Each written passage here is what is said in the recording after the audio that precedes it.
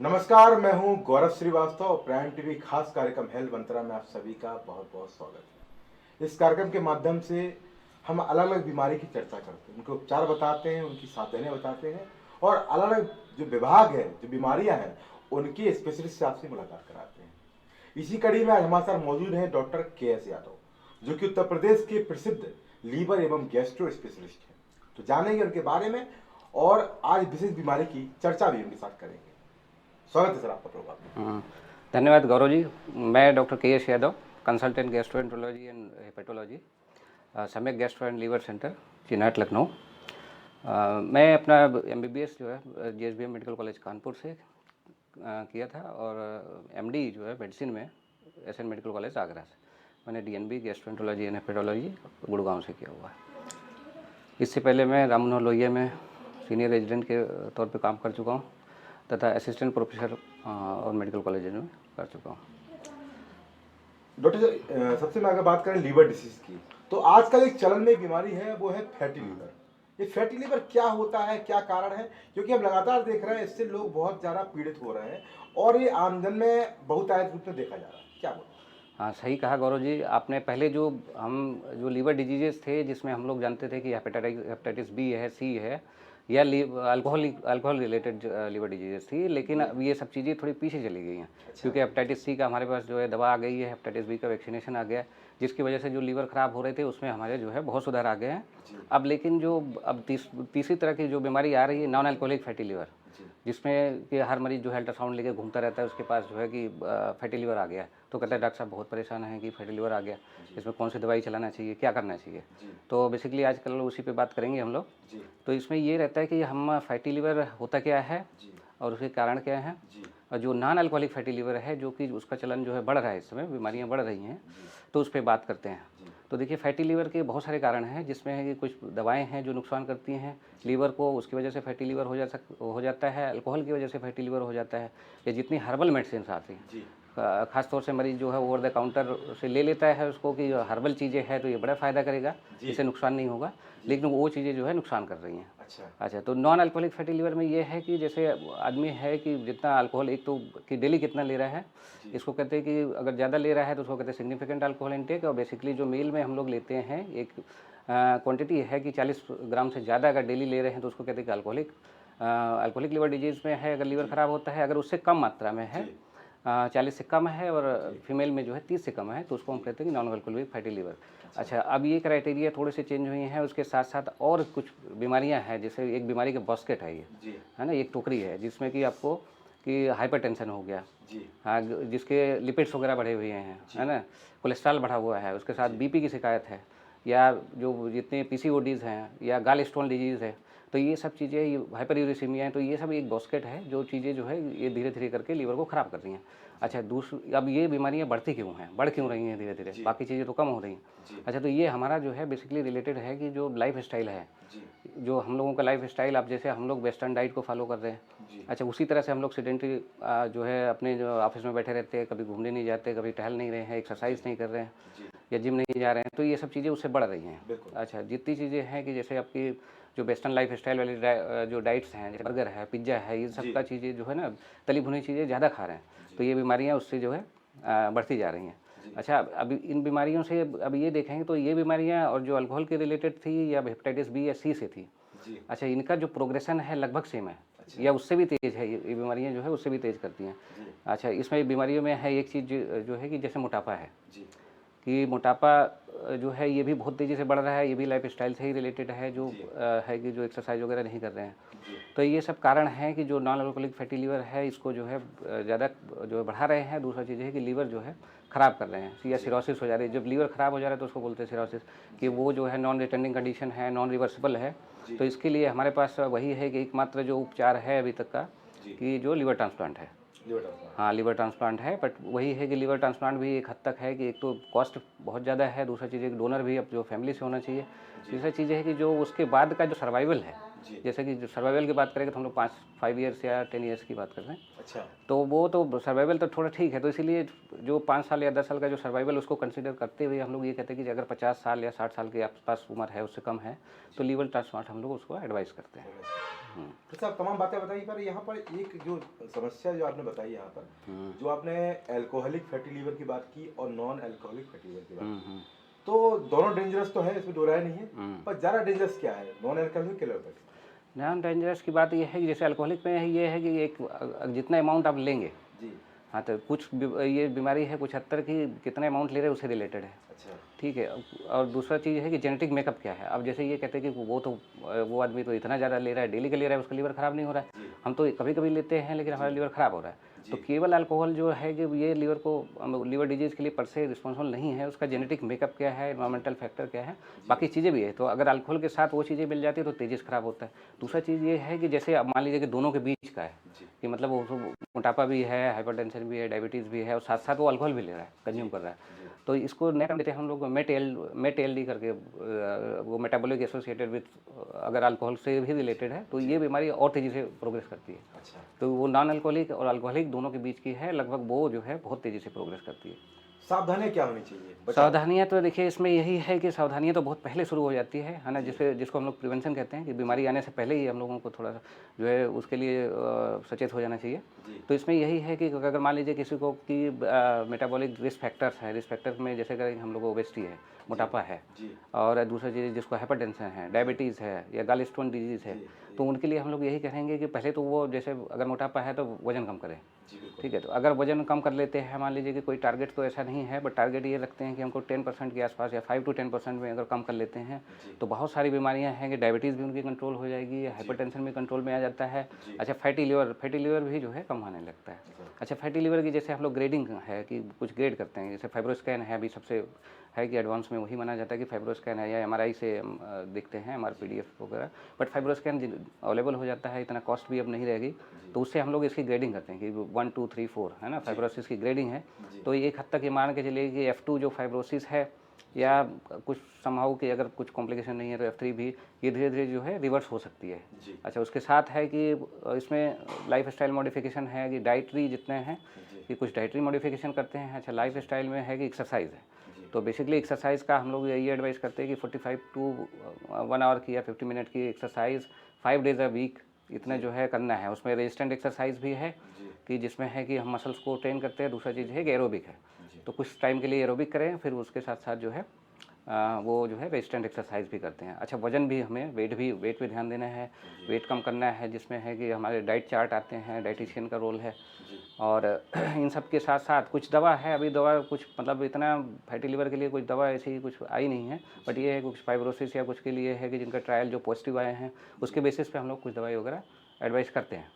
But life style बहुत बढ़िया role है कि शुरुआत से ही अगर हम लोग जो है उन सब चीज़ों को कंट्रोल करें तो आगे जो है डिजीज़ प्रोग्रेशन को रोक सकते हैं। वैसे एक सवाल और यहाँ पर और है, क्योंकि आप यहाँ पर तमाम चीज़ें बताई, क्या फैटी लीवर अमूमन जो मोटे लोग हैं उन्हीं में होता है या दुबले लोगों में ये समस्या आती है? बहुत बढ़िया सवाल पूछा है जनरली कि हमें ये उम्मीद नहीं थी कि ऐसा पूछेंगे आप, लेकिन ये है कि फैटी लीवर जनरली जो देखा गया है ना कि जो मोटे लोग हैं या और जिनको मेटाबॉलिक रिस्क फैक्टर है उन्हीं में होता है। लेकिन 5% लोग ऐसे होते हैं ना कि जो दुबले होते हैं लेकिन उनको फैटी लीवर होता है, जिसको लीननेस करते हैं, है ना। लीननेस में ये रहता है कि वो पतले रहते हैं, बट 5% में ही रहता है, लेकिन उनका प्रोग्रेशन जो है वो लगभग ऐसा ही है। तो बट उसमें है कि उसमें भी एक्सरसाइज का रोल है। एक्सरसाइज बेसिकली यही नहीं करती कि वजन ही कम करती है, तो जो जितना उसमें है कि जो इंसुलिन रिसेप्टर्स रहते हैं वो थोड़े एक्टिव हो जाते हैं, तो उसकी वजह से जो रेजिस्टेंस होते हैं ना कि इंसुलिन काम करने का तरीका है और जो प्रोग्रेशन है इसका फाइब्रोसिस का, वो चीज़ें कम हो जाती है। तो एक्सरसाइज तो मैंडेटरी है सबके लिए, चाहे वो लीननेस हो यानी जो नॉन मोटापा से रिलेटेड फैटी लिवर हो या जो मोटापा से रिलेटेड फैटी लिवर है, दोनों के लिए बहुत जरूरी है। डायबिटीज अमूमन देखी जा रही है, इसका क्या संबंध है फैटी लीवर से? हाँ, डायबिटीज़ तो उसका रिस्क फैक्टर है। एक्चुअली डायबिटीज़ का लीवर से है, जो कि डायबिटीज़ में है कि बेसिकली शुगर बढ़ा रहता है, जिसमें इंसुलिन रेजिस्टेंस वगैरह रहते हैं, जिसके रिसेप्टर जो है हमारे लीवर में ही रहते हैं। तो इसका तो डायबिटीज़ का बहुत बड़ा रिलेशन है इससे।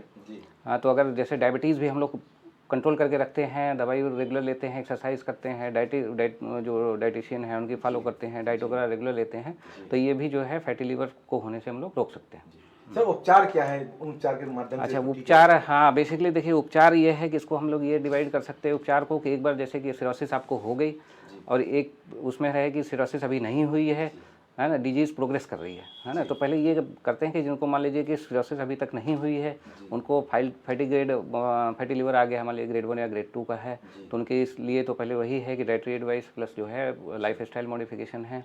उसके साथ है कि अगर जैसे कुछ ड्रग्स की बात करें तो ड्रग्स में है कि जैसे सारोग्लिटाजार है, तो ऐसी कुछ ड्रग्स आई हैं जो डायबिटीज़ को भी कंट्रोल करेंगी और आपके जो फैटी लिवर है उसको भी टेक केयर करेंगी। बट लाइफ स्टाइल जो है बहुत बहुत ही ज़रूरी है। अब मान लीजिए कि ओबेसिटी है तो ओबेसिटी के लिए भी कुछ वेट लॉस करने वाली कुछ ड्रग्स हैं, बट उसके साइड इफेक्ट ज़्यादा हैं। अच्छा, मान लीजिए कि लाइफ स्टाइल या ड्रग्स से जो है वेट को हम नहीं कंट्रोल कर पा रहे हैं, तो कुछ एंडोस्कोपिक प्रोसीजर्स हैं। कि एंडोस्कोपिक प्रोसीजर में ये रहता है कि बहुत सारी चीज़ें हैं जिसमें बैलून रहता है, कि एक बैलून जैसे हम लोग डाल देते हैं तो उससे यह है कि उनको जो है पेट हमेशा जो स्पेस है पेट का वो कम हो जाता है। तो थोड़ा ही खाना आप खाएंगे तो आपको लगेगा कि एब्डोमेन जो है फुल हो गया। तो बस वही है कि वो जो बलून रहता है वो 6 मंथ तक लगभग रहता है, उसको हम कम ज़्यादा भी कर सकते हैं।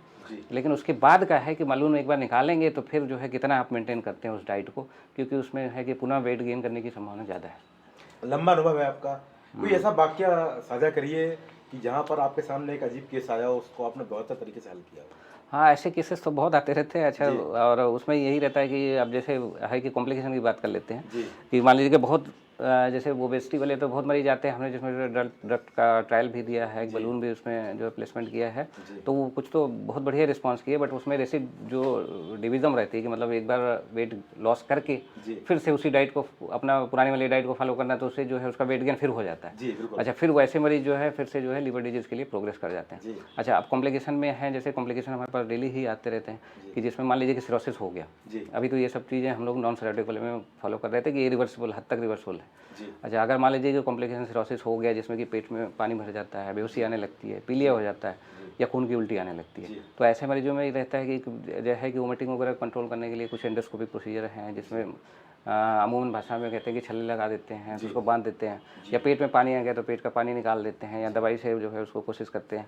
बट अगर ये सब चीज़ें आने लगती है तो बट वही है कि ये सब इंडिकेट करती हैं कि अब पेशेंट को जो है अब लीवर ट्रांसप्लांट की ज़रूरत है।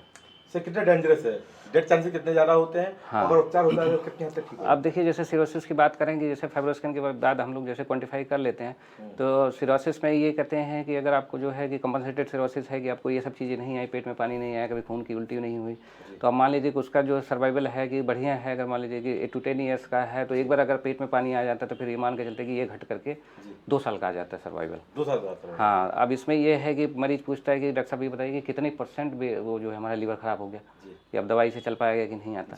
तो ऐसा कोई क्राइटेरिया नहीं है कि जिसमें ये बता पाएंगे कितने % खराब हो गया। अब मान लीजिए कि एक बार पेट में पानी आ गया और जो है खून की पलटी होने लगी, तो अब ये है कि मान के चलते हैं कि आपका लीवर बिल्कुल ही ख़राब हो गया।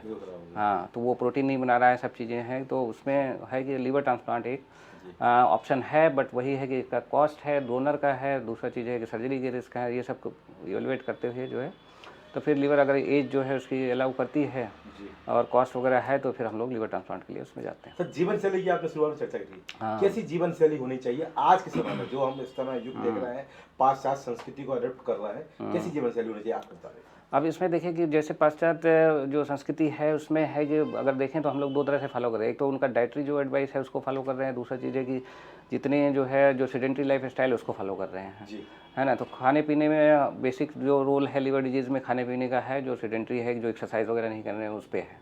हालांकि वेस्टर्न वाले थोड़ी एक्सरसाइज वगैरह ज़्यादा हेल्थ कॉन्शियस हैं, तो बेसिकली हम लोग उनका जो वो चीज़ नहीं फॉलो करते, बट उनका डाइटरी चीज़ें जो है फॉलो करते हैं। तो जिसमें है कि जैसे ऑयली चीज़ें हैं जितनी है कि रीहीटेड, जितने जो छान वान के बनाते हैं, जैसे समोसे हैं, पराठा है, तो ये सब चीज़ें जो है अगर अवॉइड करें, घर वाला खाना ज़्यादा खाएं। अच्छा, अगर मान लीजिए कि हाउस वाइफ है तो उनके लिए तो एक्सरसाइज के लिए उनसे बेटर है कि वो घर वाले काम अपने खुद ही करें। हाँ, घर वाले काम अपने खुद ही करें, तो उनको जो है जिम वगैरह जाने की ज़रूरत नहीं है। अच्छा, दूसरा चीज़ है कि मान लीजिए जो ऑफिस वर्कर हैं, तो ऑफिस के लिए आजकल तो सबके पास जो है गाड़ियाँ हैं, तो वो क्या करते हैं कि जाते हैं वहाँ एस्केलेटर लगाए उससे चले जाते हैं। तो वो बस इतना फॉलो करें कि दूर अपने गाड़ी जो है दूर पार्क करें और एस्केलेटर की जगह बल्कि उसकी जो है सीढ़ियों का उपयोग करें, उसको चढ़ के जाएँ। और इससे है कि एक हद तक जो है इतना काम तो करके जो है हम लोग इसको कंट्रोल कर सकते हैं। दूसरा चीज़ है कि अगर मान लीजिए कि ज़्यादा जो है वजन ज़्यादा है, ओबेसिटी है, तो उसमें है कि 5 to 10% के आसपास वेट अगर लॉस करते हैं तो इस बीमारी से जो है सिरोसिस आने से हम लोग बच सकते हैं। सर, एडिबल ऑयल का अगर हम बात करें, उसकी उपयोगिता कहाँ तक है, कौन सा खाना चाहिए और कितना खाना चाहिए, ये भी बहुत जरूरी है। हाँ, अब देखिए जिसमें है कि एडिबल ऑयल्स जैसे कि हम ज़्यादातर यूज़ करते हैं मस्टर्ड ऑयल, है ना। तो मस्टर्ड ऑयल है कि उससे जो है तो थोड़ा मस्टर्ड ऑयल तो सेफ़ है, बट वही है कि ऑयल का है कि बहुत सारे जैसे ऑलिव ऑयल हैं या और ऑयल हैं, बस वही है कि हम लोग रेगुलर कितना उसको यूज़ कर पाएंगे, क्योंकि कॉस्ट एक बहुत बड़ा फैक्टर है। जो मस्टर्ड ऑयल आपका 130-120 में, अभी 160 में मिल जा रहा है, अगर ऑलिव ऑयल लेने जाएंगे तो 500-550 के आसपास पड़ता है। तो हर आदमी तो उस चीज़ को अफोर्ड नहीं कर पाता, बट डेफिनेटली ऑलिव ऑयल थोड़ा बेटर है। अच्छा, अभी जो रिसेंट जो स्टडीज़ आ रही हैं मस्टर्ड ऑयल पे, तो इसमें ये है कि ये थोड़ा सा इरिटेंट का काम करता है। और अपने नॉर्थ वाले बेल्ट में अगर इधर की देखें, नॉर्थ इंडिया में है, तो उसमें जो है कि हम लोग ज़्यादातर इसी में बनाते हैं खाना वगैरह, घरों में भी इसी में बनता है, बट वो इसकी वजह से थोड़ा सा तो लीवर पे तो मान लीजिए कि तरह इफेक्ट नहीं है, बट जो गॉल ब्लेडर वाली चीज़ें हैं, गॉल ब्लेडर कैंसर वगैरह, इससे जो है मस्टर्ड ऑयल से बढ़ रही हैं। तो बेसिकली ऑयल का बहुत ज़्यादा रोल नहीं है, सब ये कंपेटेबल रोल है सब चीज़ों का, मतलब कंपोजिट है कि जिसमें लाइफ स्टाइल है आपका और इसके साथ साथ खाने पीने की चीज़ें हैं, तो उन सब चीज़ों को अवॉइड करके बेसिकली यही कहने का मतलब है कि घर वाले चीज़ें आप ज़्यादा खाएं, है ना। पराठे की जगह, पूड़ी की जगह रोटी खाएं, क्योंकि एक रोटी मान लीजिए कि 80 किलो कैलोरी के आसपास, 80 से 100 के आसपास रहती है। अगर वही पराठा आप बना देंगे 250 से 300 हो जाता है।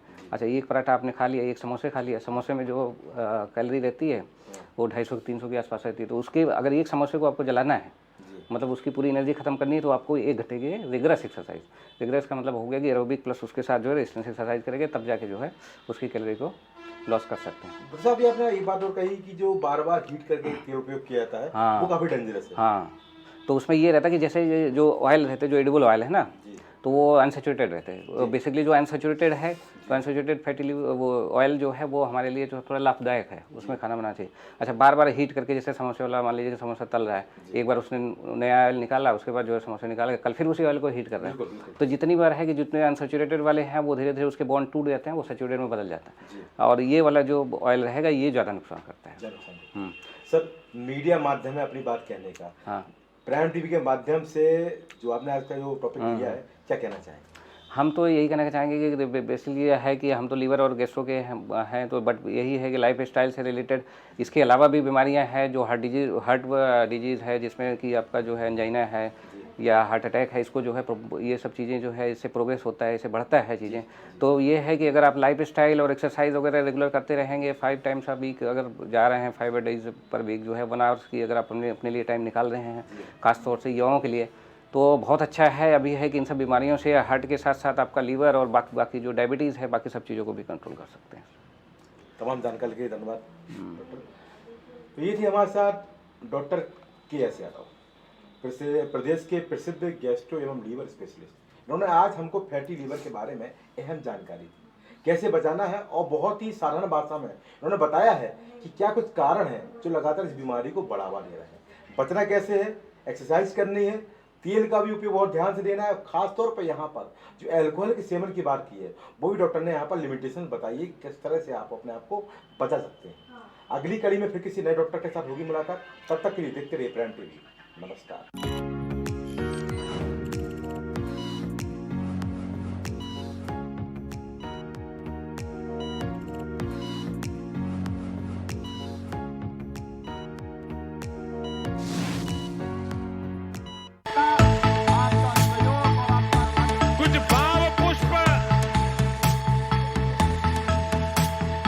आप देख रहे हैं प्राइम टीवी, सच साहस सरोकार।